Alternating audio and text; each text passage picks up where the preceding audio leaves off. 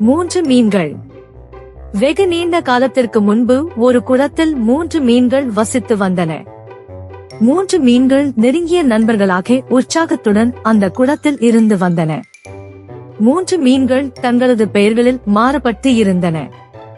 முதல் மீனுக்கு தங்கம் என்றும், இரண்டாவது மீனுக்கு வெள்ளை எனவும், மூன்றாவது மீனுக்கு பழுப்பு என்றும் பெயர் இருந்தன.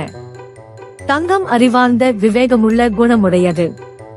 வெள்ளை வலுவான எண்ணமும் விதியின் மேல் நம்பிக்கையும் கொண்டது. பழுப்பு மந்தமான மெதுவான குணம் உடையது. ஒருமுறை தங்கம் குளத்தின் கரையில் 2 மீனவர்கள் பேசிச் சென்றதை கேட்டது. அதில் ஒரு மீனவன், இந்த குளத்தில் முழுவதும் மீன்கள் உள்ளன. நாம் நாளைய தினம் இங்கு வந்து இந்த குளத்தில் உள்ள மீன்களை பிடித்துச் செல்வோம் என்றான். இரண்டாவது மீனவனும், ஆமாம் நண்பரே, இன்று நமக்கு தேவையான மீன்கள் கிடைத்துவிட்டன. ஆகவே நாம் நிச்சயமாக நாளை இங்குள்ள மீன்களை பிடித்து விடுவோம் பதிலுரைத்தான். தங்கம் இந்த உரையாடலை கேட்டு வேகமாக தனது நண்பர்களிடம் சென்று, அன்பார்ந்த நண்பர்களே, நான் இப்போது 2 மீனவர்கள் பேசிக்கொண்ட உரையாடலை கேட்டேன். அவர்கள் நாளைய தினம் இந்த குளத்தில் மீன்களை பிடிக்க வரவுள்ளார்கள். ஆகவே நாம் இந்த இடத்தை விட்டு வேறு ஒரு இடத்துக்கு நீந்தி சென்று நமது உயிரை காப்பாற்றிக் கொள்ள வேண்டும் என்று ஆர்வத்துடன் பயந்த குரலில் கூறியது வெள்ளை மீன். நீ சொல்வது உண்மையா? மீனவர்கள் உண்மையிலேயே நாளைய தினம் இந்த குளத்தில் மீன் பிடிக்க வருகிறார்களா என வினவியது தங்கம்.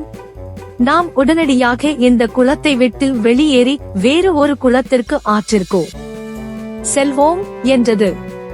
பழுப்பு மீன் இந்த உரையாடலை அமைதியாக கேட்டுக்கொண்டே, இந்த குளம் நான் பிறந்த இடமாகும்.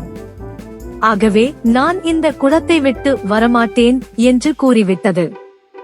ஆகவே தங்கமும் வெள்ளையும் குளத்தை விட்டு வேறு ஒரு இடத்துக்கு நீந்தி சென்று விட்டன. மறுநாள் மீனவர்கள் அந்த குளத்தில் வலையை வீசி நிறைய மீன்களை பிடித்தனர்.